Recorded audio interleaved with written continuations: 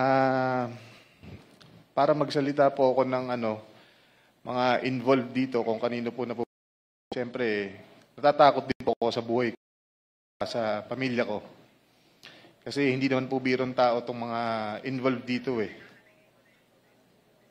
As I've said, Engineer Bryce, you will be protected by this committee as long as you will say the truth.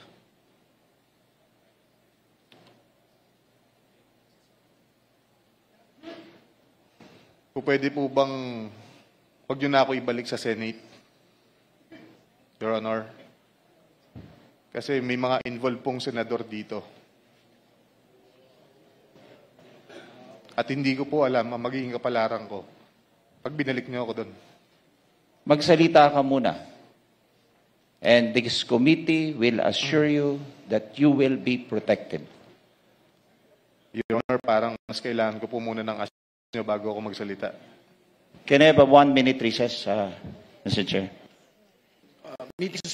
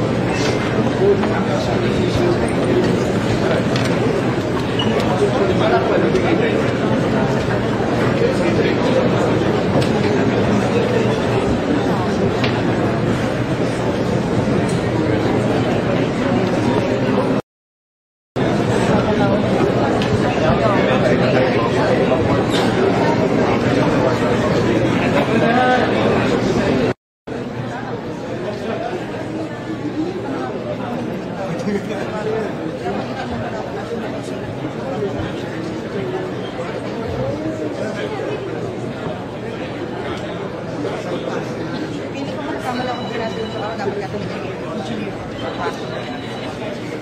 So, dali ni mama ko.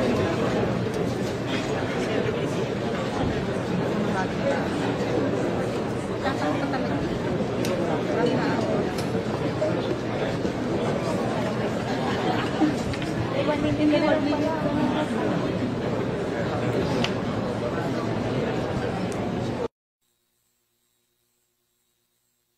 Meeting resumed.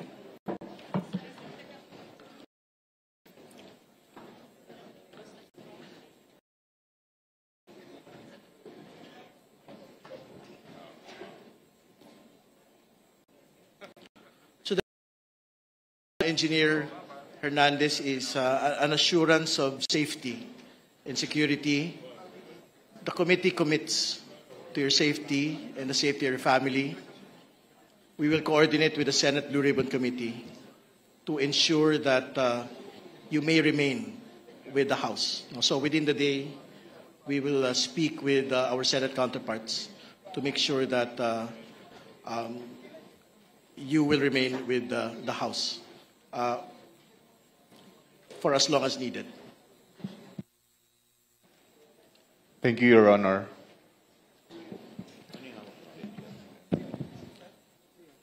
Congressman Adyong is recognized, please. Thank you. Thank you, Mr. Chair. Mr. Chair, I'd just like to take off from the line of questioning of Congressman Garbin. Engineer Bryce, binigyan ka namin ng oras. You requested for a few minutes para to confer with your lawyers. Are you ready now to answer this question? Sabi mo kanina may mga involved na mga senador. Tama po ba ang pagkarinig ko? Yes po, Your Honor. So, kanina sinabi mo na mga involved na senador. Ibig sabihin, kasi the line of questioning kanina is that you were receiving a certain amount from Sally Santos. Tama po ba? Yes, Your Honor. At binibigay niya ito sa iyo sa inyong opisina. Tama po ba? Yes, Your Honor. In fact, there's one incident that was mentioned by Sally Santos in the Senate na 245 million yung isang natatandaan niya na ibigay niya sa iyo. Tama po ba? Yes, Your Honor. Itong 245, just a portion of that, because according to you, from 2022 up to 2025, your estimate is that it's over $1 billion na yung natanggap mo. Tama po ba? Approximately. Okay, sige. So binibigay mo to kay Engineer Alcantara. Tama po? Hindi ko po binibigay. Kinukuha niya po Kinukuha, sa opisina ko. sorry. Kinukuha ni Alcantara. Nakabox nga po, sabi niyo nga po, di ba? Yes, Your Honor. Okay, pag sinabi mong may involved, ibig sabihin logic would dictate and you don't need to be a rocket scientist para to assume that yung binibigay ay may hati-hati. Tama po ba? May breakdown. Yes po, Your Honor. Sinasabi niya po, kinukuha na yung commitment. Commitment na ano ibig sabihin commitment? Yung kaninong hatian yon? Kung ako po kay Senator.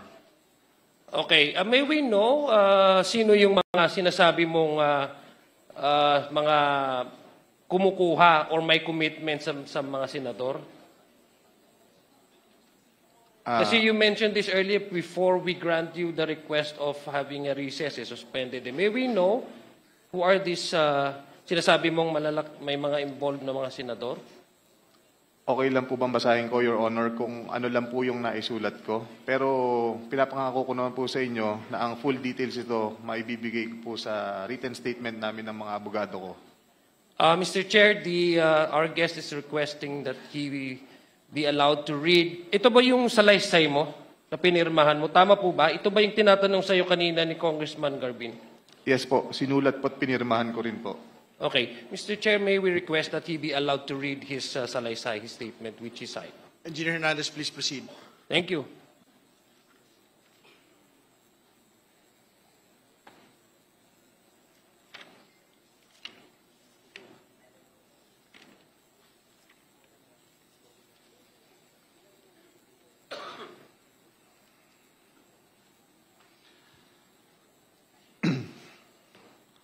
Good morning, Your Honor, Mr. Chair. Ako po si Bryce Erickson Hernandez, dating Assistant District Engineer ng Bulacan 1st District Engineering Office. Ako po ay na-contempt kahapon sa Senate Blue Ribbon Committee.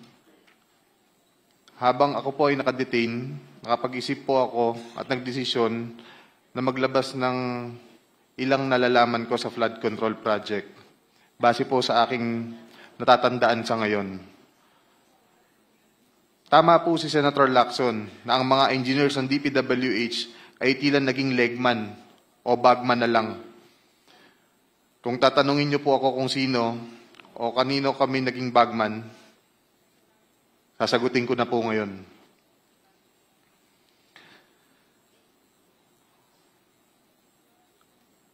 Sabi ni Senator Marcoleta kahapon, ligtas ka na.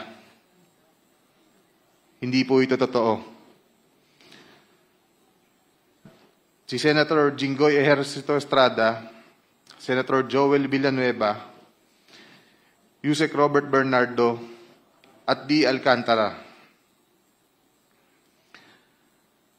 Si Senator Jinggoy po ay nagbaba ng 355 million ngayong 2025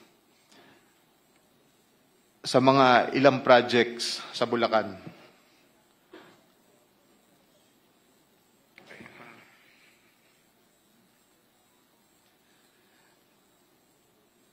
At ang sabi po ng boss ko dito ay 30% ang commitment dito. Ang mga projects po na to ay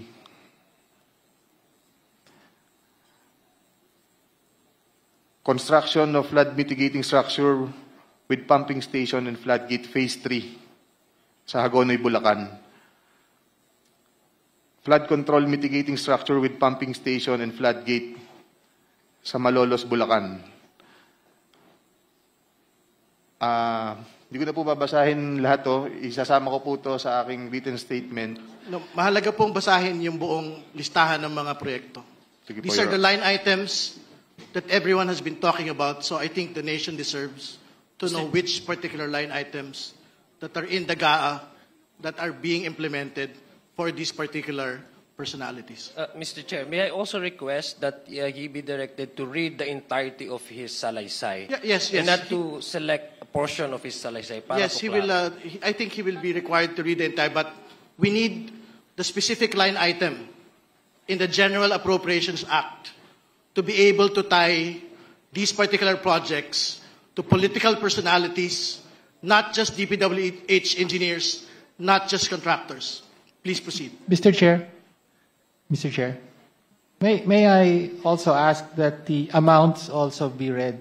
Yes, I think if it- it's important that the public will also know the Yes, amounts. if it is available, Engineer Hernandez, please mention the amount as well.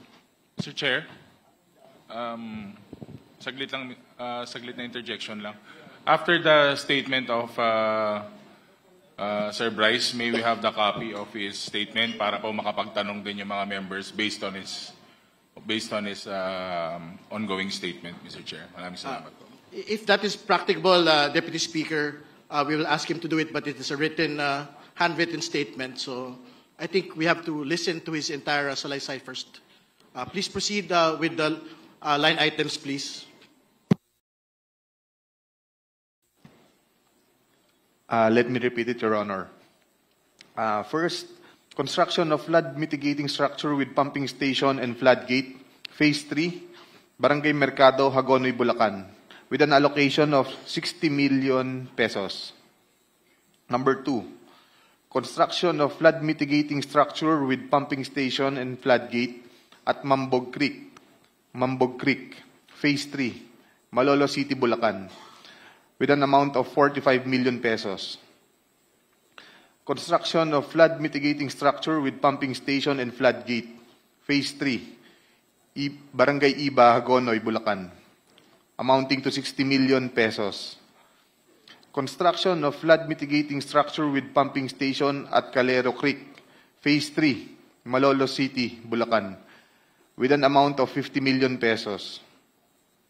Construction of flood control structure including pumping station and floodgate, phase 3, Barangay Mayto, Kalumpit, Bulacan, with an amount of 60 million pesos.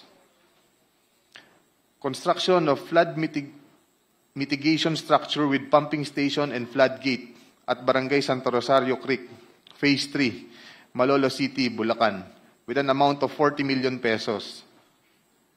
And last, construction of flood mitigation structure including pumping station and floodgate, Phase 3, Barangay Carillo, Hagonoy, Bulacan, with an amount of 40 million pesos.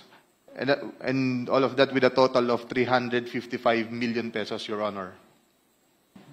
This is supposedly the allocation of which political personality?